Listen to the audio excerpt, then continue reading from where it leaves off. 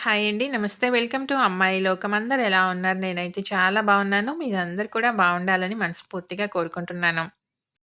ఇవాళ మన రెసిపీ వచ్చేసి నోట్లో వెన్నలా కరిగిపోయే 10 రోజులు నిలవ ఉండే గోధుమ పిండితో సగ్గుబియ్యం చెక్కలు ఎలా చేయాలో చూద్దాం. స్కిప్ చేయకుండా చూడండి. ముందుగా మిక్సింగ్ బౌల్‌లో వచ్చి ఒక కప్పు గోధుమ పిండి తీసుకున్నాము. ఒక టేబుల్ స్పూన్ బొంబాయి రవ్వ. దీనివల్ల మనకి మంచి క్రిస్పీగా వస్తాయండి. దీనిలా పక్కన పెట్టుకుందాం. మిక్సీ జార్ తీసుకొని అల్లం ముక్కను, ఒక ఇంచు ముక్కని చిన్న చిన్న ముక్కలుగా కట్ చేసుకున్నాము. 2 పచ్చిమిర్చి, 2 ఎండుమిర్చి, కొంచెం కరివేపాకు, కొంచెం కొత్తిమీర, ఒక టీ స్పూన్ వచ్చి నువ్వులు, అర టీ స్పూన్ జీలకర్ర వేసి దీన్ని కొంచెం బరకగా గ్రైండ్ చేసుకుందాం. మరీ మెత్తగా కాకుండా నీళ్ళేమి వేయకుండా ఈ విధంగా ఉండే విధంగా గ్రైండ్ చేసుకున్నాము. ఇప్పుడు పిండిలో వచ్చి రుచికి తగినంత ఉప్పు,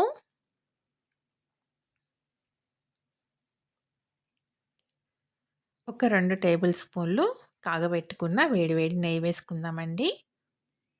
నెయ్యి లేదనుకోండి ఈ ప్లేస్‌లో నూనె అయినా కానీ యూజ్ చేసుకోవచ్చు. ఈ నెయ్యి మొత్తం మంచిగా పిండికి పట్టే విధంగా కలిపేసుకుందాము.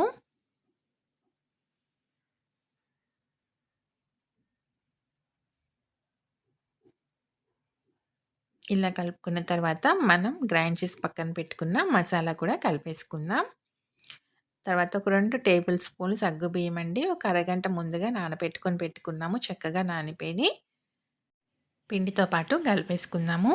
తర్వాత ఒక టేబుల్ స్పూన్ వచ్చి పెసరపప్పు అండి. అరగంట పాటు ముందుగా నానబెట్టుకొని పెట్టుకున్నాం. దాన్ని కూడా పిండిలో వేసి కలిపేసుకుందాము.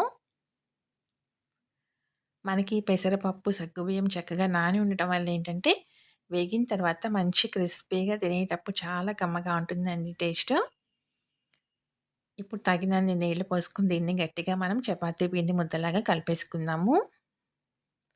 ఎక్కువ నీళ్ళైతే పట్టవండి. చెక్ చేసుకుంటా కలుపుకుందాం. ఒక పావు కప్పు లోపలే నీళ్లు సరిపోతుంది.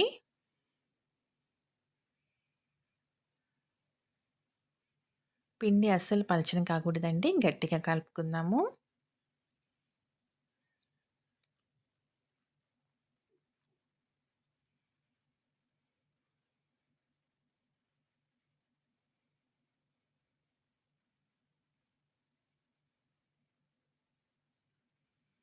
పిండి మొత్తం ఇలా కలుపుకున్న తర్వాత, దీనిలో నుంచి మనం కొంచెం నూనె అప్లై చేసుకున్న వేళ్ళకి చిన్న చిన్న పిండి ముద్దల్లాగా చూడండి. ఇలా చిన్న చిన్న బాల్స్ లాగా రెడీ చేసుకుందాము పిండిని.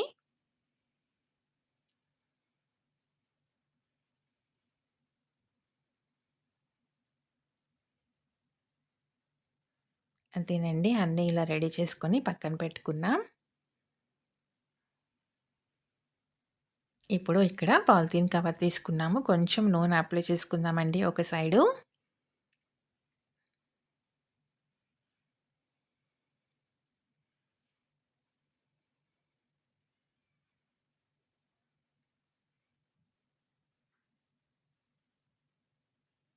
ఇలా 4 పిండి ముద్దలు పెట్టుకొని, దీన్ని హాఫ్‌కి క్లోజ్ చేసుకుందాము కవరు.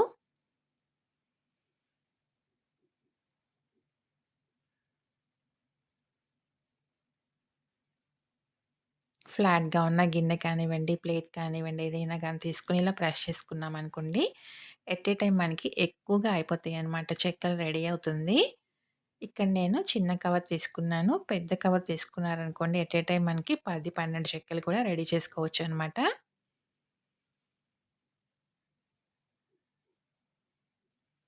అంతేనండి. అన్నీ ఇలా రెడీ చేసుకొని పక్కన పెట్టుకుందాం. చూసారు కదా! ఎంత చక్కగా రెడీ అయిపోయినాయన్నమాట. చాలా ఈజీగా చేసుకోవచ్చండి. పాలిథీన్ కవర్ ఉందంటే చాలు.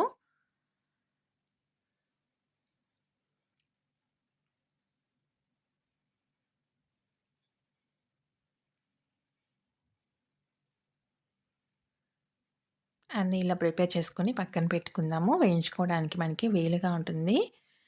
నూనె మనకి వేడెక్కిన తర్వాత స్టవ్ వచ్చేసి లో టు మీడియం ఫ్లేమ్‌లో పెట్టుకొని వేయించుకుందామండి. గోధుమ పిండి కాబట్టి మనకి వేయగానే కలర్ మారిపోతుంది. లేదంటే అది మనకి క్రిస్పీగా రాకుండా పచ్చిదనం అలానే ఉండేదానికి అవకాశం ఉంటుందనమాట.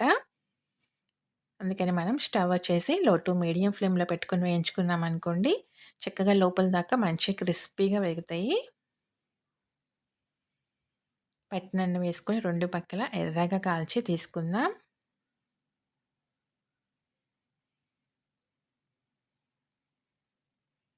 10 రోజుల వరకి నిలువుంటుందండి. మంచి క్రిస్పీగా చాలా అంటే చాలా టేస్టీగా ఉంటాయి. తప్పకుండా ఒకసారి ట్రై చేసి చూడండి. చూసారు కదా! చక్కగా వేగిపోయినాయన్నమాట. తీసేసుకుందాము.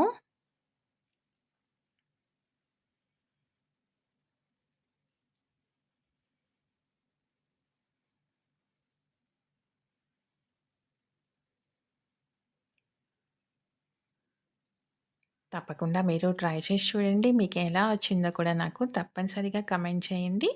అలానే వీడియో నచ్చినట్లయితే తప్పకుండా సబ్స్క్రైబ్ చేసుకొని ఒక లైక్ ఇచ్చేయండి. మీ ఫ్రెండ్స్‌కి, ఫ్యామిలీ మెంబర్స్‌కి షేర్ చేయండి. చాలా అంటే చాలా టేస్టీగా ఉంటాయి. తప్పకుండా ఒకసారి ట్రై చేసి చూడండి. ఒకటి ఓపెన్ చేసి చూద్దాము. చూడండి ఎంత క్రిస్పీగా ఉన్నాయన్నమాట. టేస్ట్ అయితే చాలా బావున్నాయి. తప్పకుండా ట్రై చేసి చూడండి. ఈరోజు రెసిపీ అయితే ఇంతేనండి. రేపు ఇంకో కొత్త రెసిపీతో మీ ముందుకొచ్చేస్తాను. Thank you for watching.